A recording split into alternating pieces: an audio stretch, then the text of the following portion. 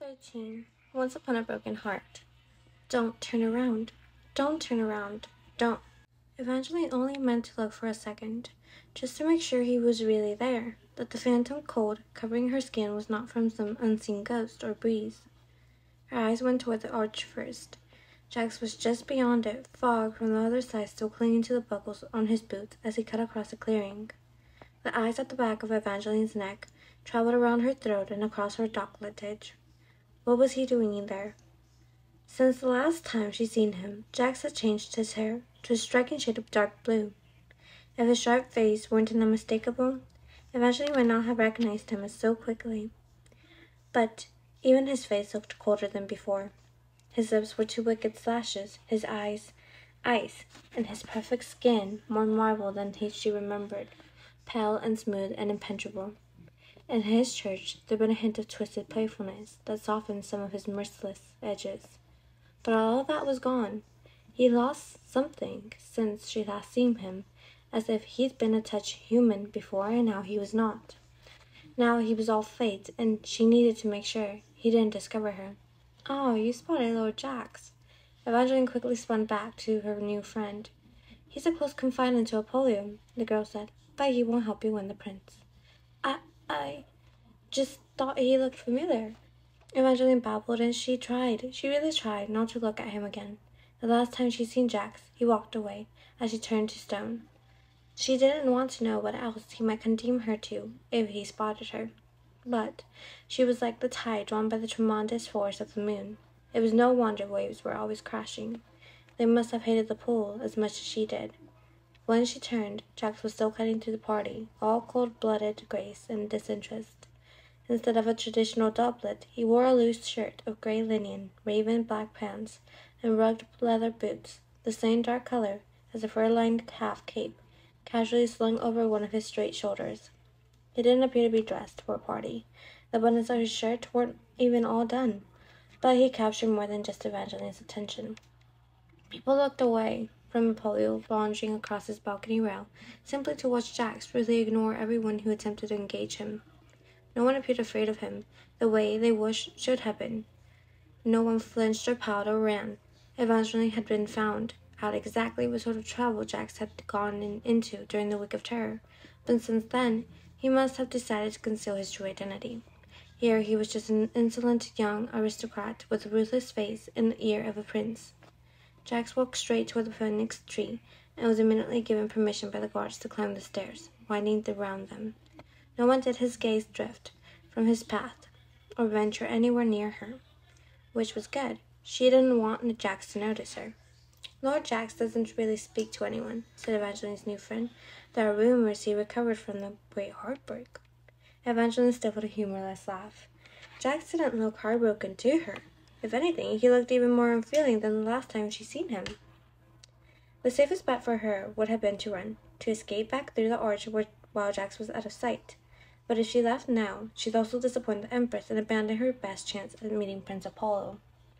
Evangeline looked back up at the balcony, where the prince still launched across the rail. His pose was outlandish, but it was also interesting and a little like something Luz might have done if he was a prince. Not because Luz was vain. Luz merely enjoyed attention. He was always teasing and entertaining, and Evangeline wondered if Apollo was like that too. What if Apollo really was her chance at a happily ever after, and she ran away because of a different what-if named Jax? Just thinking about him made the scars on her wrist pulse, but Jax hadn't even noticed her. "What else do you hear about Lord Jax?" Evangeline asked. "Do you know why he's here? If he's some sort of ambassador?" "Oh no," the other girl laughed. "I'm fairly certain Jax would have an abdominal ambassador. I've actually heard he ended up exiled here after getting into some nasty business with a princess from the south." It was said the way most people relate common gossip, light and dry, like sparkling wine, but the words gave Evangeline a feeling that was far from bubbly. She recalled how the Empress' sister, Donatella, had said something about causing a war if she ran into someone in the north. Could she have been referring to Jax? Was this why Jax had left the south? Because he'd done something terrible to Princess Donatella? Do you know exactly what happened? It's hard to really know with the way the stories get twisted around here, but I think that Southern Princess was the person who broke his heart. Evangeline tried to hide her skepticism. Princess Donatella was lovely and lively. Evangeline had liked her a great deal, but it was difficult to imagine any human girl breaking any part of Jack's. Lala, Evangeline, always interrupted from behind. I've been wanting to talk to you both of you. Evangeline shot a glance over her shoulder. A man who looked exactly almost like Cutlass Nightlinger, dressed in the same black leather and lace-lined shirt, was striding toward them. Crystal Nightlinger, provided the other girl, who must have been the same Lala that had mentioned in the Daily Rumor, and it seemed they were both about to be mentioned again. Evangeline's stomach turned. Though Christoph had been kind to her in his writing today, she didn't want to do another interview, where all her words were twisted until she sounded like a penniless orphan scheming for a prince, or worse. Is it too late to run? She whispered. Probably, but I could always say I scared you away by threatening to chop off your pretty pink hair if you talked to Apollo tonight. At first, Evangeline thought the other girl was joking, but the fiendish smile was back. Don't look so horrified. I merely like being in the papers. Lala lifted her glass as if toasting herself. Despite what the Daily Rumor says, I already know I have no real chance of marrying the prince, but I enjoy being a part of the fun. Now, scamper off before I can't save you. I'll owe you, Evangeline promised before hurrying away. Her skirt was too fitted to go very fast, but she wasn't really paying attention to where she was going. She was so caught up in the threat that was Kristoff that she forgotten about her other threat until she nearly smacked into his solid chest. Evangeline tried to infuse her spine with metal as her heart raced with panic.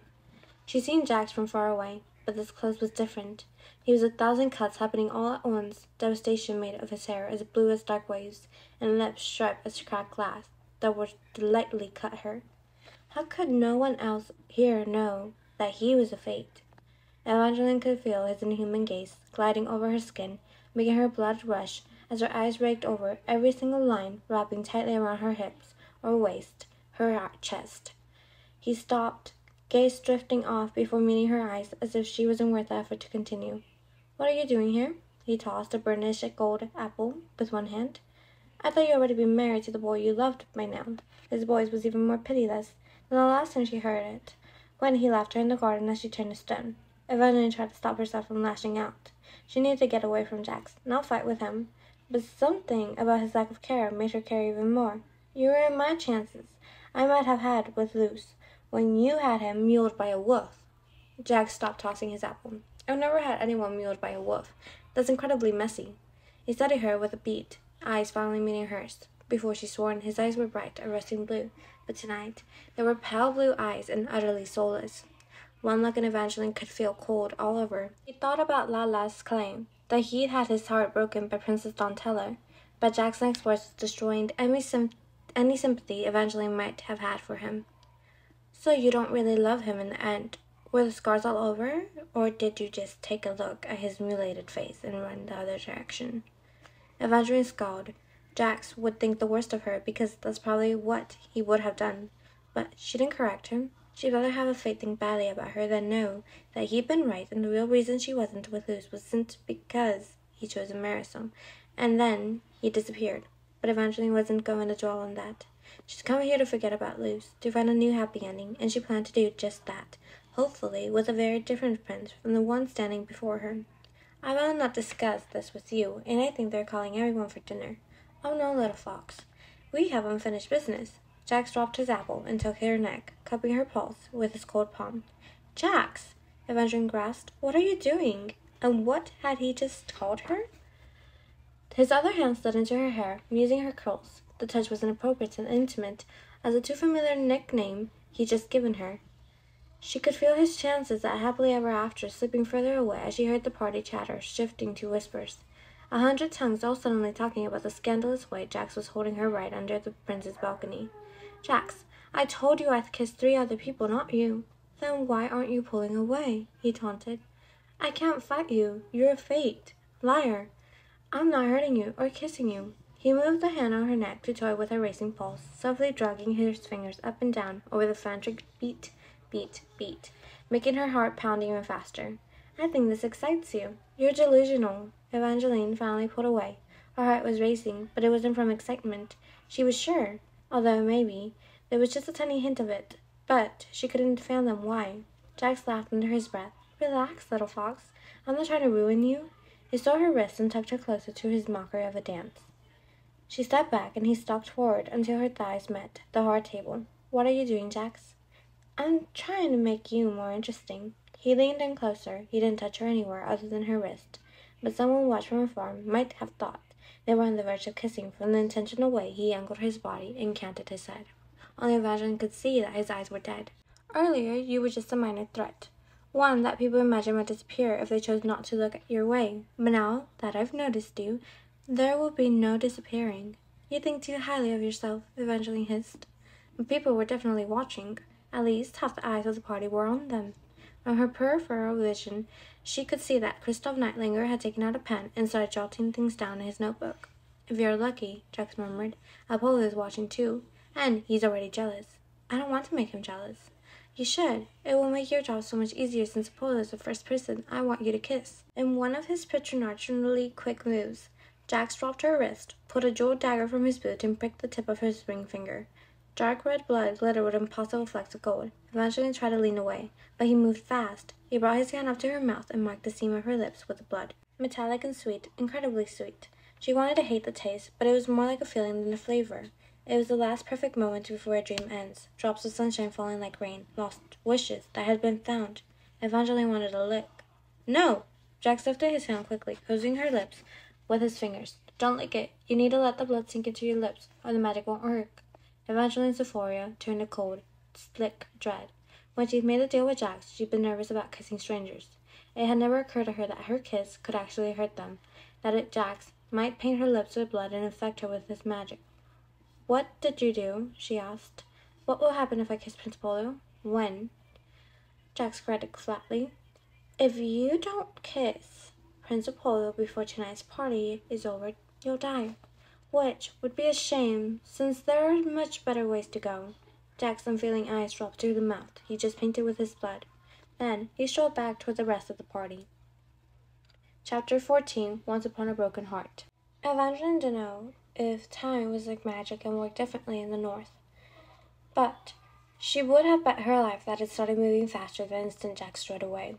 Dinner took place at an elaborate table circling the phoenix tree. It was set with pewter goblets and honeycomb candles shaped like castles, and besides each plate were wooden figures of tiny dragons, all displaying names. Jack's name had been placed beside hers. He didn't show up, but his chair was preposterously full of curious nobles. The Prince of Hearts had apparently been correct about his attention during wonders for his popularity. Everyone was friendly, and I'm only talking to you because someone else made you look important sort of way. Evangeline's heard a lot of, what a pretty color of hair. It was just like the princess. Of course, no one could remember that prince's name or which prince she'd been married to. But also, almost everyone remarked on it. Evangeline tried her best to be attentive and polite, but all she could really think about was kissing Prince Apollo. A part of her was slightly intrigued by the idea. Who wouldn't want to kiss a prince? But she didn't want it like this. She didn't want to force herself on him, and she didn't know why Jax would want her to do this either. What did Jax have to gain by this?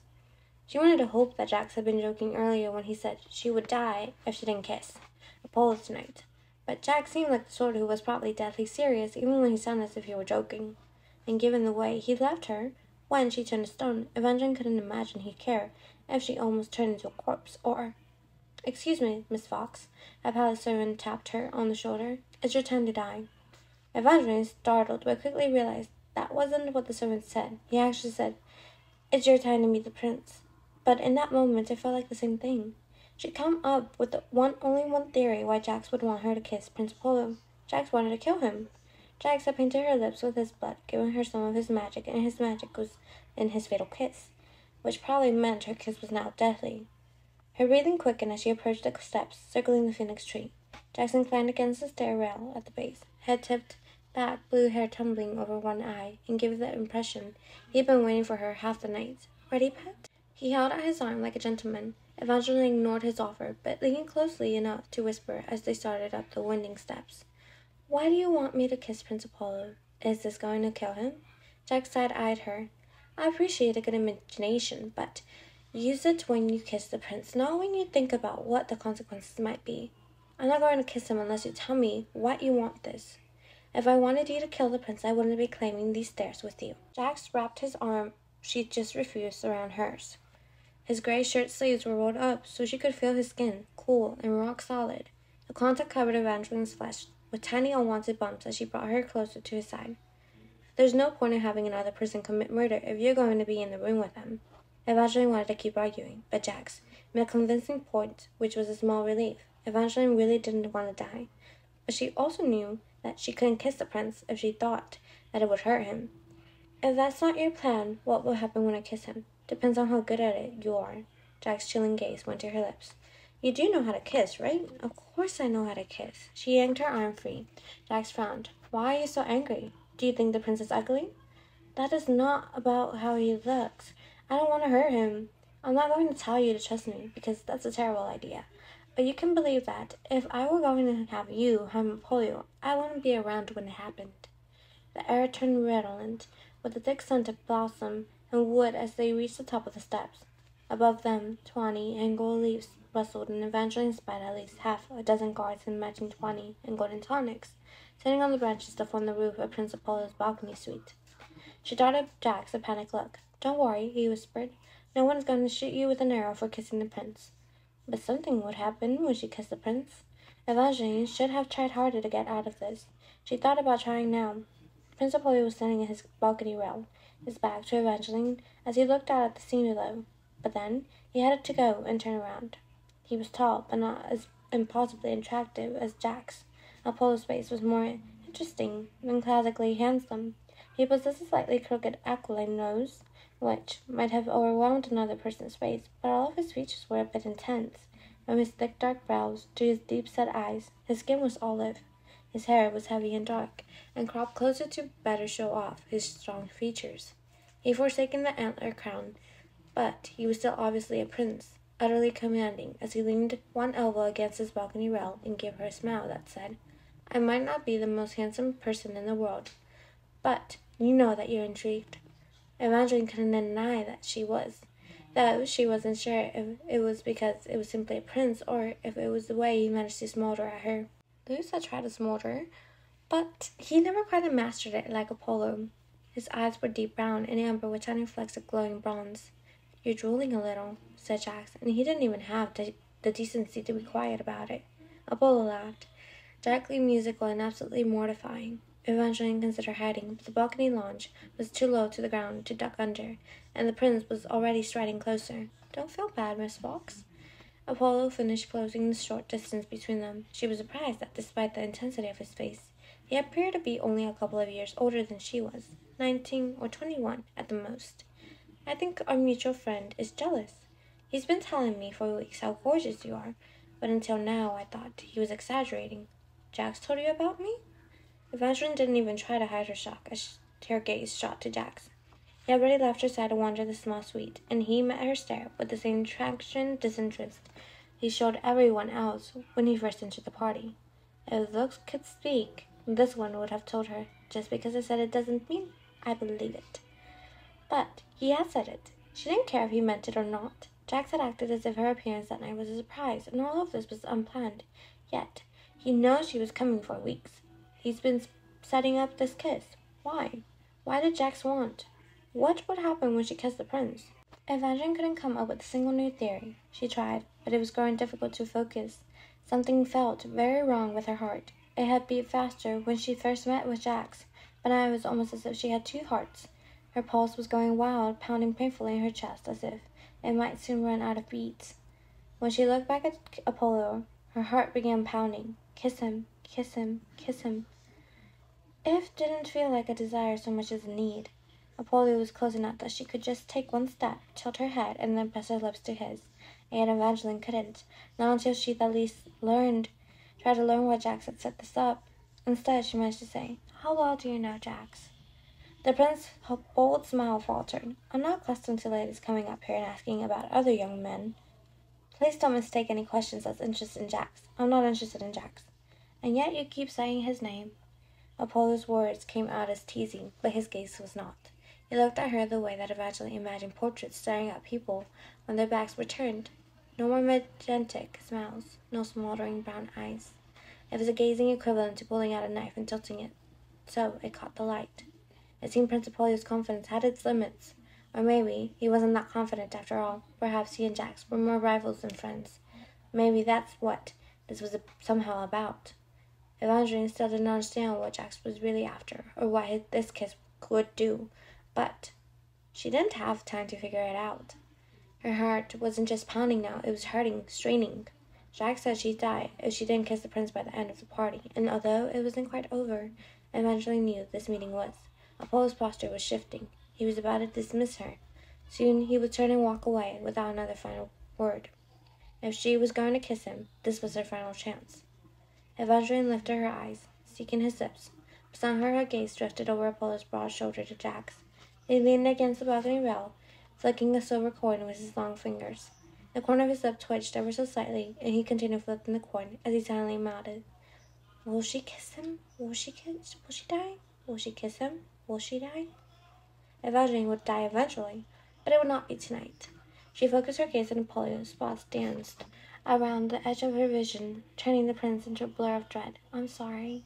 She reached out to cup his cheek, rose on the tips of her toes, and brought her lips to his. Apollo didn't move. Evangeline's heart skipped. This wasn't working. Apollo was going to pull away and call down the guards. It would surely shoot her or arrest her or drag her from the party by her hair. But instead of shoving her off, Apollo's lips pressed against hers, as if this was how he frequently finished conversations with his female guest, and it wasn't surprising in the least that Evangeline had wanted a goodbye kiss.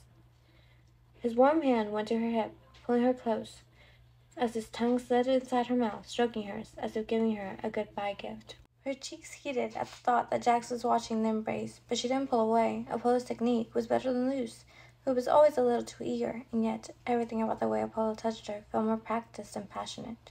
Fleeting, she wondered if he'd had painters capture the way she kissed, if that's why everything felt a little like a performance. Her fingers gently squeezed her backside, digging in just enough to make her feel a jolt of surprise. Goodbye, Miss Fox, he murmured against her mouth. I liked that more than I expected. He started to pull away, but then his grip around her hip tightened, and he was kissing her again. His lips greedily slanted over hers, as his other hand slid into her hair, destroying the curls Jax had already mused as Apollo plunged her mouth. He tasted like lust and night and something lost that should have stayed that way. Eventually his heart became a drum, beating harder and faster as he pressed in closer. There were layers of clothing between them, but she could feel the heat coming off him. More heat than she'd ever felt with Luce. But it was almost too hot, too hungry. Apollo burned like a fire that consumed instead of warmed, and yet there must have been a part of her that wanted to be scorched, or at the very least singed. She wrapped her both arms around his neck. Apollo's mouth left her lips and dropped on her throat, trailing kiss after kiss down to her. A cold hand clapped at her shoulder and wrenched her free of the prince's grasp. I think it's time we go. Jax pulled her toward the balcony stairs with supernatural swiftness. One moment Apollo was all Evangeline could feel, and then she was tucked under Jack's hard arm, pressed close to his cool side as he ushered her toward the steps. Keep going, he commanded. His eyes had changed from soulless eyes to the sharpest blue. Don't look back. But of course, she had to look back. She had to see what she'd done. Apollo remained rooted in place. Thankfully, he was still very much alive. But he didn't look quite right. He stood in the middle of a suite, and gently tracing his lips with his finger, tracing and tracing as if the act could reveal to him what had just happened, why his control had slipped with the girl whom he thought to turn away. Evangeline wondered the same thing. Apollo caught her eye. There were still embers of heat in his gaze, but she couldn't tell if it looked like a passion or anger. Jax, what did you do? She whispered. It's not what I did, little fox. It's what you've done, and tomorrow night you get to do even more.